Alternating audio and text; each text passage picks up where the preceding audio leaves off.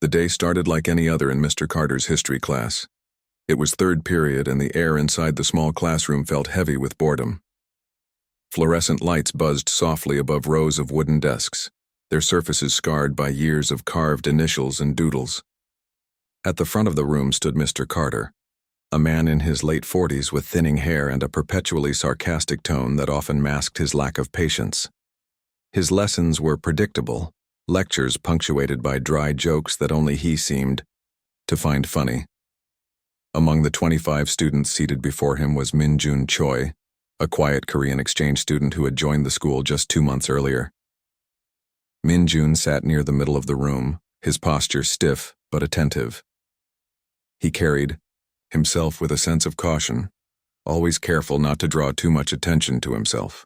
His English wasn't perfect, but it was good enough to get by, and he tried hard to blend in despite feeling out of place most days. Today's topic was influential figures throughout history. Mr. Carter paced back and forth, occasionally glancing at the list of names written hastily on the chalkboard: George Washington, Albert Einstein, Mahatma Gandhi. These were people, he explained, whose actions changed the course of human events. But then, with a smirk, he added, "Let's see if anyone here can think of someone truly inspiring." He began pointing randomly at students, asking them to name someone they admired. Most answers were safe choices: Martin Luther King Jr., Marie Curie, even Beyoncé from one brave soul named Emily, which earned a few chuckles. When Mr. Carter finally pointed at Min-Jun, the young man froze. All eyes turned to him, and he could feel his cheeks growing warm. "Go ahead," Mr. Carter said, leaning casually against his desk. "Who do you look up to?" Min-Jun hesitated, gripping the edges of his notebook tightly. He knew the answer immediately. It came naturally to him, but he worried it might sound silly. Still, there was no avoiding the question now. Taking a deep breath, he mumbled, "Chuck Norris." For a split second, the room went silent. Then, laughter erupted. Some students giggled nervously, unsure why everyone else found it so funny. Others openly guffawed, slapping their desks or burying their faces in their hands. Even Emily, who usually kept to herself, let out a quiet snort before covering her mouth with her hand. Mr. Carter straightened up, his lips curling into a wide grin. This was exactly the kind of moment he lived for, the chance to make a spectacle out of someone else's discomfort. "Chuck Norris?" he repeated, feigning disbelief. "Really? You're telling me that Chuck Norris is your role model, not Abraham Lincoln or Mother Teresa or, I don't know, someone actually important?" The laughter grew louder, and Min-Jun sank lower in his seat, wishing he could disappear. He didn't understand what was wrong with admiring Chuck Norris. Back home in Korea, Norris was seen as a symbol of strength and determination, a hero who inspired countless martial artists and movie fans alike. Here, though, it seemed like mentioning him was akin to confessing a love for cartoons meant for children. "Oh, come on," Mr. Carter continued, clearly enjoying himself. "We're talking about serious historical figures here, not some guy who kicks people in bad action movies. Did you know he once played a karate champion in a film called Good Guys Wear Black? That's basically the highlight of his career." More laughter followed, though some of it sounded forced now. Jake, the star quarterback of the football team, leaned forward and shouted, "Yeah, maybe Min-Jun thinks Norris is going to jump out of the screen and save us all." His comment sent another wave of giggles rippling through the room. Min-Jun clenched his fists under the table, trying to ignore the noise around him. He glanced at Emily, hoping for some sign of support, but she avoided his gaze, staring intently at her textbook instead. Out of the corner of his eye, he noticed another student, a girl named Rachel, shaking her head disapprovingly at Mr. Carter's antics. But she didn't say anything either. Just when Min-Jun thought things couldn't get worse, there was a sudden knock at the door. 3 sharp raps echoed through the room, cutting through the laughter like a knife. Everyone froze, turning toward the sound. No one had announced any visitors, and Mr. Carter frowned, annoyed by the interruption. "Who could that be?" he muttered, stepping away from his desk. Before he could reach the door, it swung open slowly, revealing a figure standing in the doorway. The person was tall and imposing, dressed in a long black trench coat that swayed slightly as if caught in a breeze. Mirrored sunglasses hid their eyes, reflecting the dull glow of the overhead lights. The stranger stepped inside without waiting to be invited, filling the space with an aura of authority that silenced the entire class. For a brief moment, no one dared to speak, not even Mr. Carter, who stood frozen halfway between his desk and the door. Whoever this person was, they radiated confidence and mystery, commanding attention simply by existing. "Well," the stranger said finally, their voice calm but firm. "This must be Mr. Carter's classroom, am I correct?" Mr. Carter blinked, taken aback by the sudden intrusion. Yes," he stammered, regaining some composure. "Can I help you with something?" The stranger ignored the question, scanning the room methodically. Their gaze lingered briefly on Min-jun, who shrank further into his seat, unsure whether to feel relieved or terrified. Finally, the stranger turned back to Mr. Carter and spoke again, their tone colder this time. "I heard something troubling," they said. "Something about disrespect toward my friend Chuck Norris." The words hung in the air like smoke, thick and unignorable. Mr. Carter's jaw dropped and several students exchanged nervous glances. What kind of person would show up at a high school claiming to be friends with Chuck Norris? Was this some elaborate prank? Before anyone could respond, the stranger removed their sunglasses, revealing piercing blue eyes that seemed to bore into everyone's souls. They fixed their gaze on Mr. Carter and added, "Mocking someone for their admiration of Chuck Norris has consequences, and not just in this world." A chill ran down Min-jun's spine as he realized the stranger wasn't joking. Something about their presence felt unnatural. Around him, the other students shifted uncomfortably in their seats, sensing that this was no ordinary situation. Whatever was about to happen next, it was clear that none of them were prepared for it. The room remained silent as the stranger's words sank in. No one dared to move or speak, not even Mr. Carter, who had just moments ago been mocking Min-jun so confidently. The man, who called himself Walker, stood near the doorway, radiating an aura that made it impossible to ignore him. His piercing blue eyes seemed to see everything, leaving no room for doubt that he meant every word he said. "I'm sorry," Mr. Carter finally managed to say, though his voice lacked conviction. "Who exactly are you? And what do you mean by consequences?" Walker didn't answer immediately. Instead, he took a slow step forward, his boots clicking softly against the tiled floor. He scanned the room again, his gaze lingering briefly on each student before returning to Mr. Carter. When he spoke, his voice was calm but carried an edge that sent shivers down everyone's spines. "My name is Walker," he said simply, "and I've come because your disrespect has opened a rift, a crack between worlds. You may think Chuck Norris is just an actor, but his legend transcends dimensions. To mock someone for admiring him is to invite chaos into your life." Class exchanged uneasy glances. Some students whispered nervously to one another, while others sat rigidly in their seats, too afraid to make a sound. Emily, the shy girl who had earlier laughed at Min-jun's response, looked around anxiously, wondering if this was some elaborate prank. Jake, the jock, tried to laugh it off, but his forced chuckle died quickly when Walker turned his sharp gaze toward him. "This isn't a joke," Walker continued, addressing the entire room now. "There are forces beyond your understanding, forces that thrive on negativity and arrogance. By ridiculing Min-jun's admiration for Chuck Norris, you've attracted their attention. Now they're coming."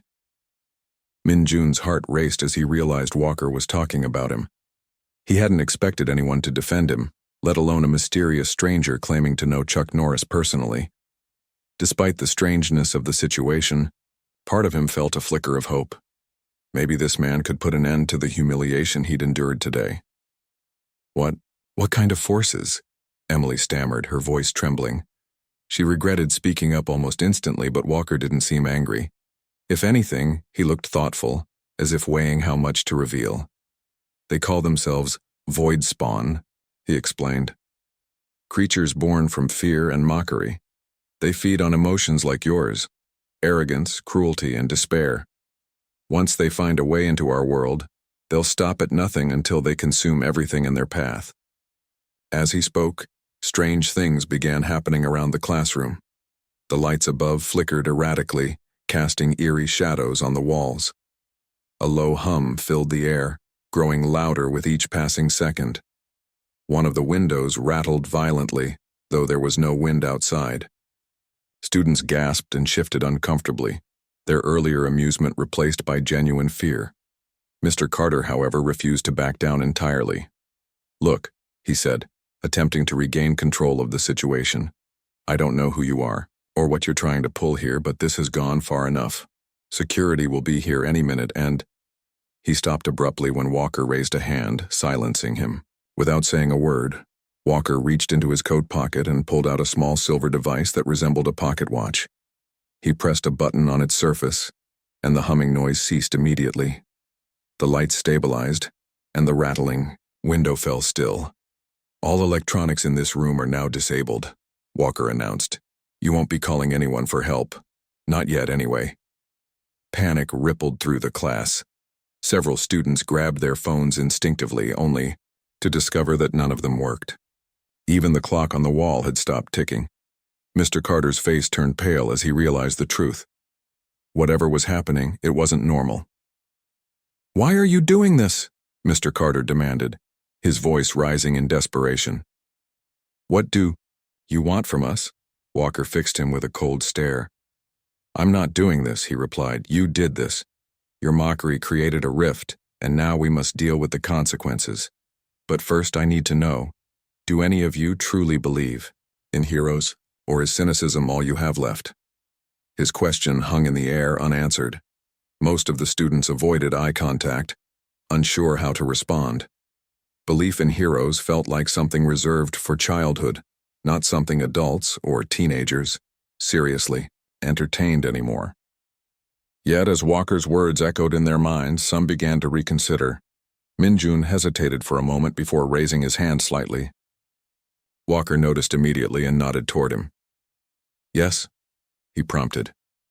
"I believe in Chuck Norris," Minjun said quietly, his voice barely audible over the tension in the room. "Not just because he's strong or famous, but because he inspires people to be better, to never give up." Walker smiled faintly, the first sign of warmth since he'd entered the classroom. "Good," he said. "That's a start. Faith and admiration have power, more than you realize. We'll need that strength very soon." Before anyone could ask what he meant, the temperature in the room dropped sharply. Frost began forming along the edges of the windows, spreading inward like icy veins. Shadows twisted and writhed across the walls, taking on grotesque shapes that resembled humanoid figures with glowing red eyes. Gasps and screams erupted as the students scrambled to get away from the unnatural phenomena. "Stay calm," Walker barked, raising his voice for the first time. "Do not look directly at them.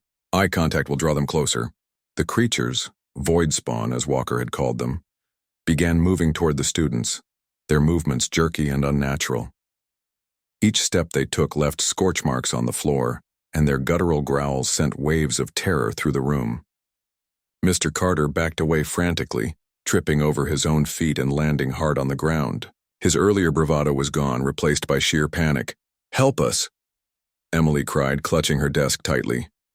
Tears streamed down her face as she watched the void spawn advance. Beside her, Jake clenched his fists, ready to fight despite knowing it was futile. Walker moved swiftly, positioning himself between the students and the encroaching creatures. "Listen carefully," he instructed. "We can drive them back, but only if we act together. Minjun, come here." Minjun stood up hesitantly, his legs shaking beneath him. He walked toward Walker, who handed him the silver device. "This amplifies belief," Walker explained. "Focus on what Chuck Norris represents: strength, courage, resilience. Let your faith fuel the light." Minjun nodded, gripping the device tightly. As he closed his eyes and concentrated, a faint glow began emanating from the object. It grew, brighter with each passing second, illuminating the darkened classroom. The void spawn recoiled, screeching in pain as the light pushed them back. "Keep going," Walker urged.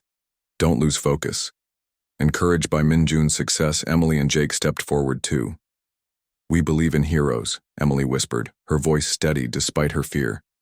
Heroes who stand up for others, who protect the weak, Jake added, and heroes who kick butt when they have to.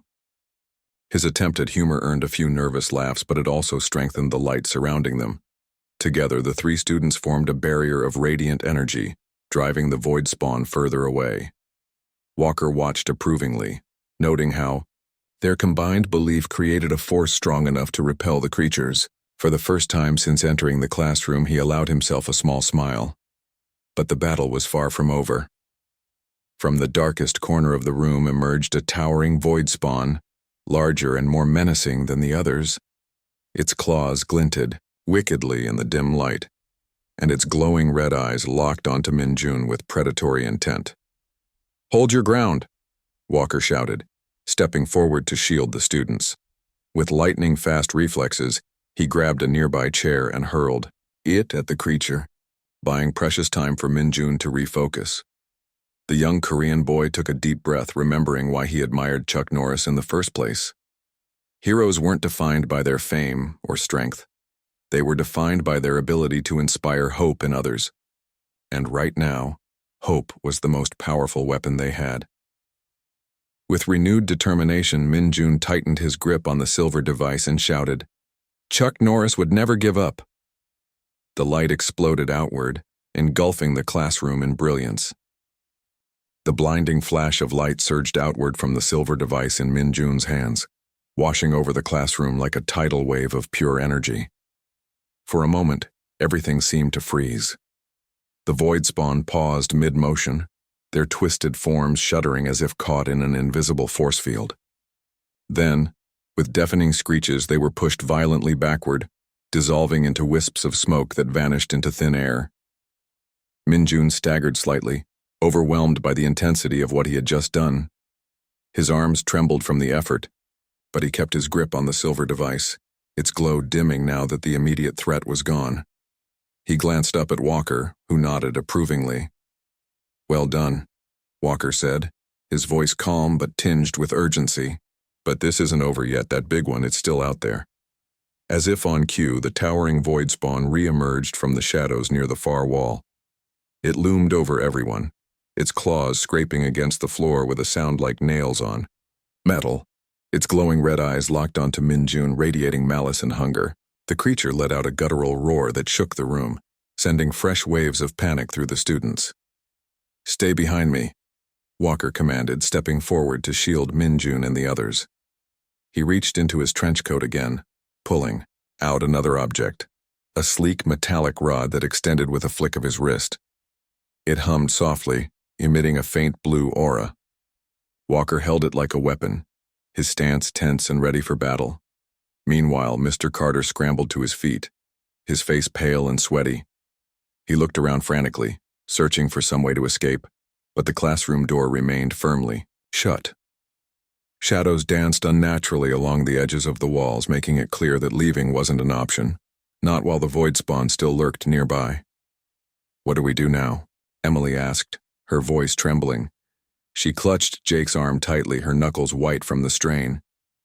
Jake didn't pull away. Instead, he wrapped a protective arm around her shoulders, trying to appear braver than he felt. "We fight," Walker replied without hesitation. "And not just physically.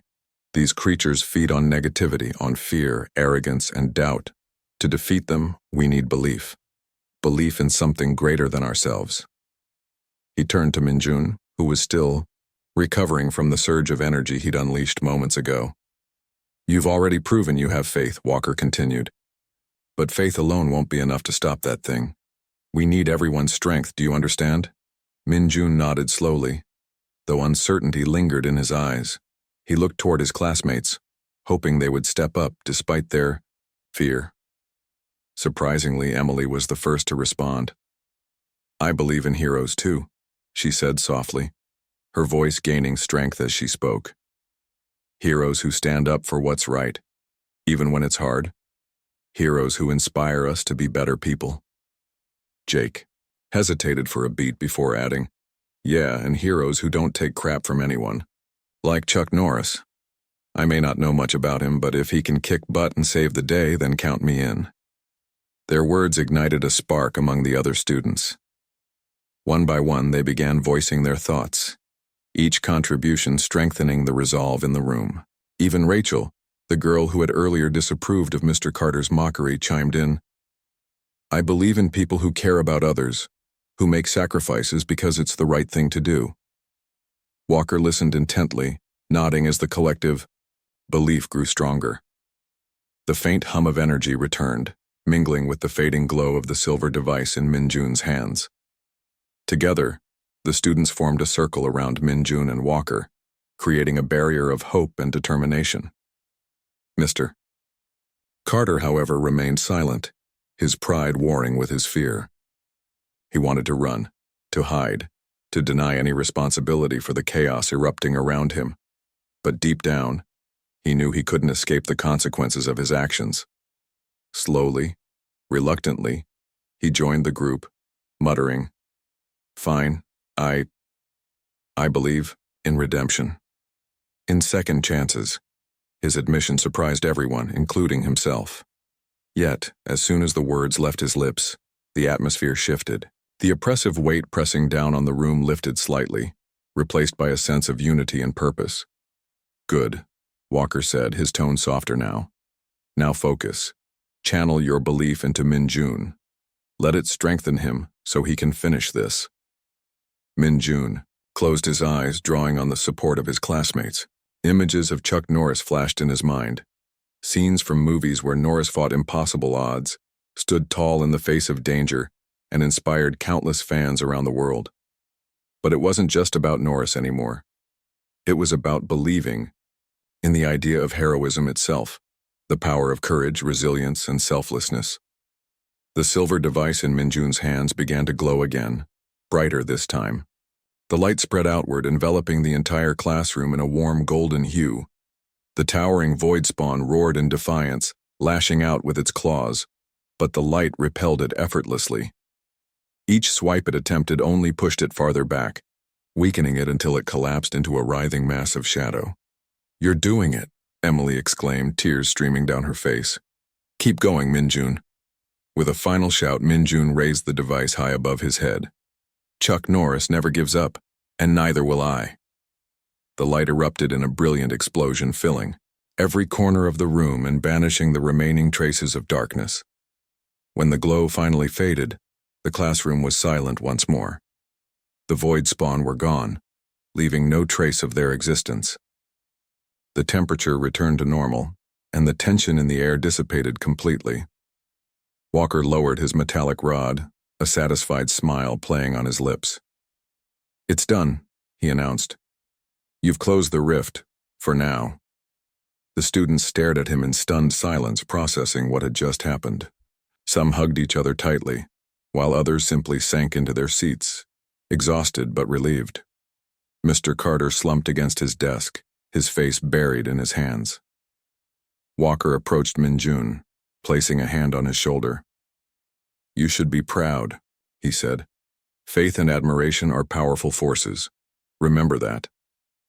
Before anyone could thank him, Walker retrieved the silver device from Minjun and slipped it back into his coat pocket.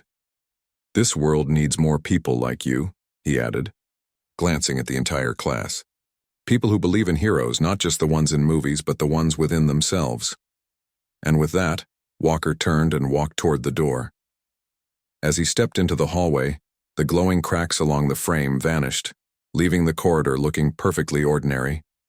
Then, without another word, he disappeared from sight. For a long moment, no one spoke. The reality of what they had experienced was almost too much to comprehend. Finally, Emily broke the silence. Does anyone else feel like this was the weirdest day ever? Laughter bubbled up from the group, easing the lingering tension. Even Mr. Carter managed a weak chuckle, though guilt still weighed heavily on him. As the bell rang, signaling the end of class, the students slowly gathered their belongings and filed out of the room. Minjun lingered behind, watching as sunlight streamed through the windows, casting familiar patterns on the floor. Despite everything that had happened, he felt a newfound sense of belonging. Heroes might exist in legends, but today, he realized, they also existed in everyday acts of kindness, bravery, and belief. And maybe, just maybe, Chuck Norris really was watching. over them all. The rest of the day passed in a blur for Minjun. After the chaos in Mr. Carter's classroom, things seemed strangely normal. Classes resumed, teachers lectured, and students whispered about homework and weekend plans. It was as though nothing unusual had happened. Yet every time Minjun caught someone's eye, whether it was Emily, Jake, or even Mr. Carter, he could see traces of what they'd been through together lingering beneath the surface. At lunch, Minjun found himself sitting with Emily and Jake for the first time. Normally he ate alone or with a few other exchange students, but today felt different. When Emily waved him over to their table, he hesitated for only a moment before joining them. She smiled warmly, her earlier shyness replaced by a quiet confidence. "You were amazing back there," she said, poking at her sandwich. "I mean, I didn't think anything like that could actually happen. But you handled it so well." Minjun shrugged modestly, though a small smile tugged at the corners of his mouth. "I just did what Walker told me to do," he replied. "It wasn't just me. It was all of us. If everyone hadn't believed, I don't think we could have stopped those creatures." Jake nodded thoughtfully, leaning back in his chair. "Yeah, I guess we kinda came together when it mattered most." "Still can't believe it, though. Like, what even were those things, and who was that Walker guy?" No one had an answer. The mysterious stranger had vanished as suddenly as he appeared, leaving behind more questions than answers. Was he really friends with Chuck Norris? Did he come from another dimension? Or was he some kind of guardian sent to protect humanity from supernatural threats? None of it made complete sense, but somehow none of them doubted that it had happened. "I think he wanted us to learn something," Emily said after a pause. "About believing in heroes, and not just the ones in movies. About standing up for each other, even when it's hard." Minjun nodded, remembering how Walker had emphasized the power of faith and admiration. "Heroes are everywhere," he said softly. "Sometimes they're just people who care enough to make a difference." His words hung in the air, resonating deeply with everyone at the table. For once, Minjun didn't feel out of place. He felt like he belonged, not because he'd saved the day, but because he'd earned the respect and friendship of his classmates. Later, that afternoon, as the final bell rang and students poured out of classrooms, Minjun lingered near his locker. He wasn't in any hurry to leave. Instead, he wanted a few moments to process everything that had happened. As he packed his books and notebooks into his bag, Emily approached him again. "Hey," she said, her voice hesitant. "Can I ask you something?" "Sure," Minjun replied, closing his locker door. Emily hesitated, glancing around to make sure no one else was listening. Do you think Walker will come back? If something like this happens again?" Minjun considered her question carefully. "I don't know," he admitted. "But I think he trusted us to handle it next time. He showed us how powerful belief can be. Maybe that's enough." Emily nodded slowly, though uncertainty still lingered in her eyes. "It's just weird, you know?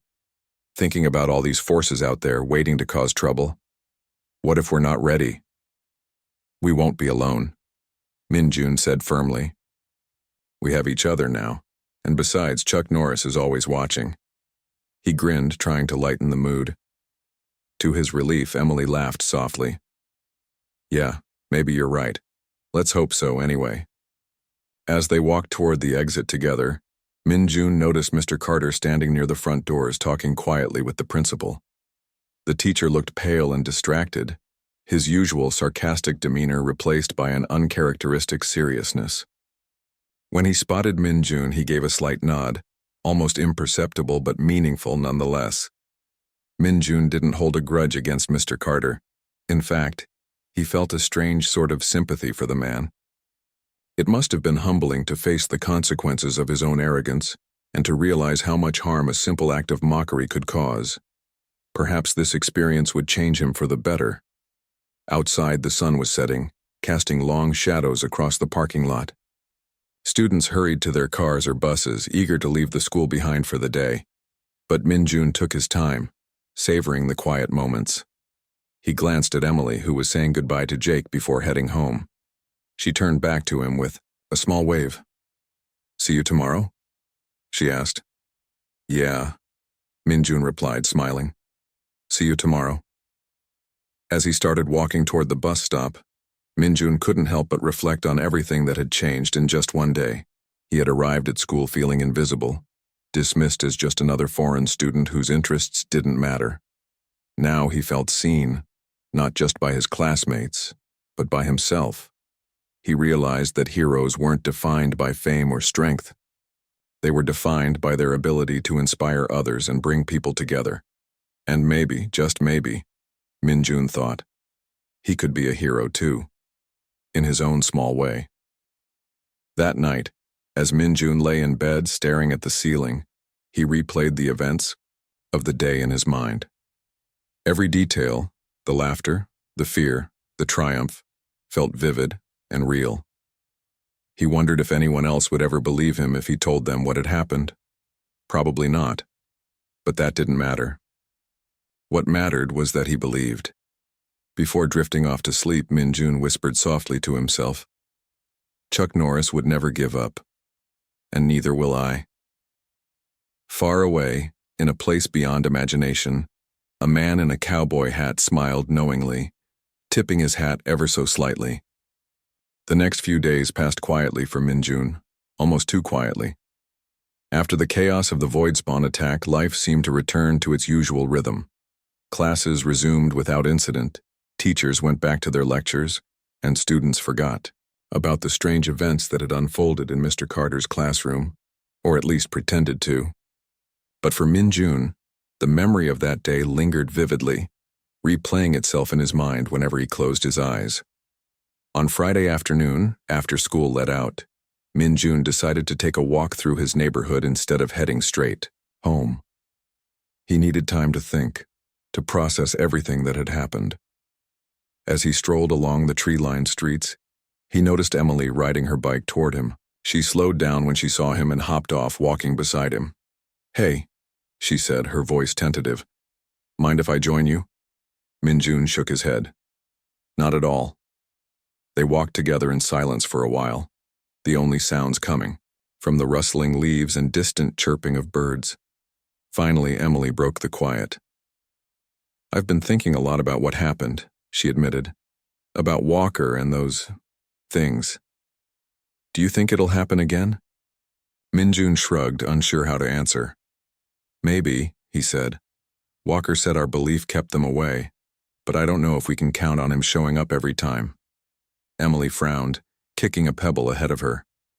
"It feels weird, doesn't it, like we're waiting for something bad to happen even though everything seems normal now?"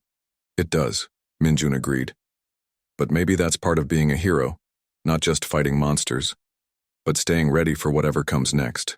Emily looked at him, surprised by his confidence. "Do you really believe that? That we could be heroes?"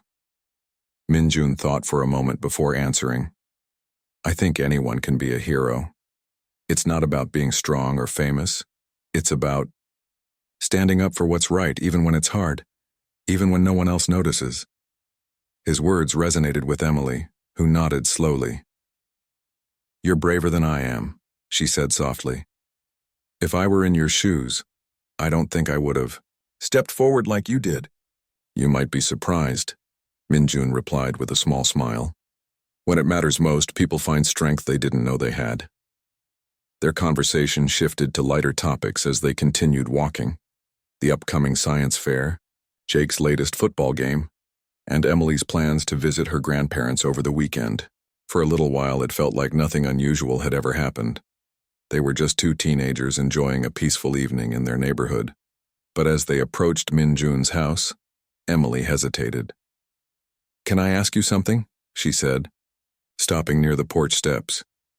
"Of course," Minjun replied, turning to face her. "What made you choose Chuck Norris?" she asked. "I mean, why does he inspire you so much?" Minjun sat down on the steps, gesturing for Emily to join him. She leaned her bike against the railing and settled beside him, waiting patiently for his response. "For me, Chuck Norris isn't just an actor," Minjun began. "Back home in Korea, He's a symbol of perseverance and courage. People admire him because he never gives up no matter how tough things get. And it's not just about his movies, it's about the way he carries himself. He respects others, works hard, and always tries to do the right thing. He paused, glancing at Emily, to gauge her reaction. When I came here, I felt like nobody understood me, like my interest didn't matter. So when Mr. Carter mocked me for mentioning Chuck Norris, it wasn't just about him. It was like he was mocking everything I cared about. Everything that makes me who I am.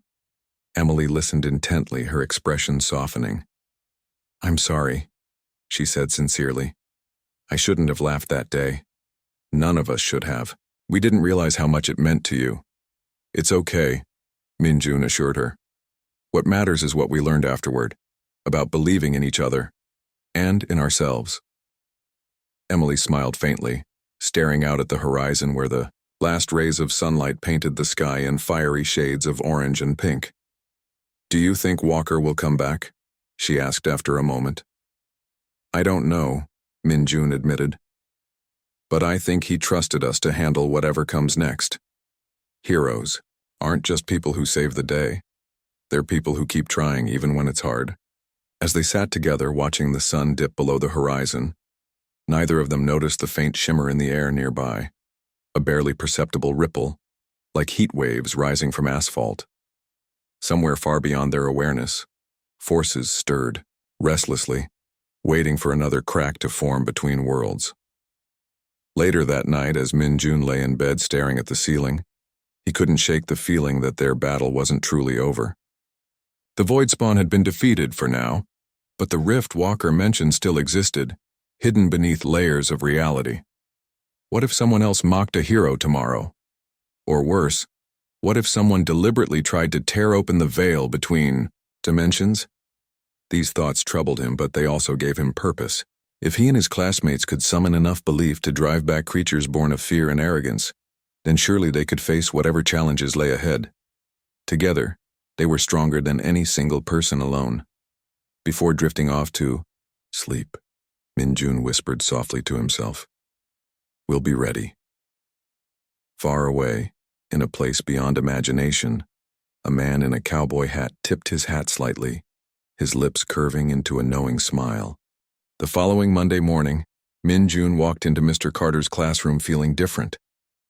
It wasn't just him. The entire energy of the room had shifted. Gone was the tension and awkwardness that used to fill the space.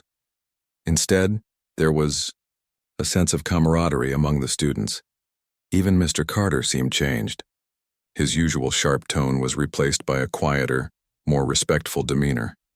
As Minjun took his seat, Emily gave him a small wave from across the room. She had been friendlier toward him ever since their conversation on Friday, often sitting next to him during lunch or asking about his day. Jake, too, treated him differently, not with teasing jabs, but with genuine curiosity and respect. It was as though the events of last week had forged an unspoken bond between all of them. When the bell rang, signaling the start of class, Mr. Carter cleared his throat and stood up. For once, he didn't dive straight into his lecture. Instead, he looked around the room, meeting each student's gaze before speaking. "I owe you all an apology," he began, his voice steady but sincere. "What happened last week? It made me realize how wrong I've been, to all of you. Mockery and sarcasm aren't teaching tools, they're barriers, and I let my own biases get in the way of seeing what truly matters, supporting each other." The room fell silent as everyone absorbed his words. No one expected such honesty from Mr. Carter, least of all Minjun. He glanced at Emily, who smiled, encouragingly, then back at Mr. Carter. "Minjun," Mr. Carter continued, turning to face him directly, "I want to apologize to you especially. I dismissed your admiration for Chuck Norris without understanding its significance. That wasn't fair, and I regret it deeply." Minjun blinked, surprised by the sincerity in Mr. Carter's voice. "Thank you," he said simply, his cheeks flushing slightly. "It means a lot." Mr. Carter nodded, looking relieved. Then, after a brief pause, he added, "Let's move forward from this. Starting today, I'd like us to focus on something important: belief. Belief in ourselves, in each other, and in the heroes who inspire us. Because sometimes faith is the strongest weapon we have. With that, he turned to the chalkboard and wrote in large, bold letters, "Believe in heroes." Throughout the week, the classroom dynamic continued to improve. Students participated more actively in discussions, sharing stories about their own heroes, from historical figures like Martin Luther King Jr. to personal role models like parents or mentors. Emily talked about her grandmother, who had overcome incredible hardships to provide for her family. Jake admitted he admired his older brother, a firefighter who risked his life to help others. Each story added depth to their understanding of heroism, proving that heroes came in many forms. For Min-jun, these conversations reinforced what Walker had taught them. Belief and admiration held immense power.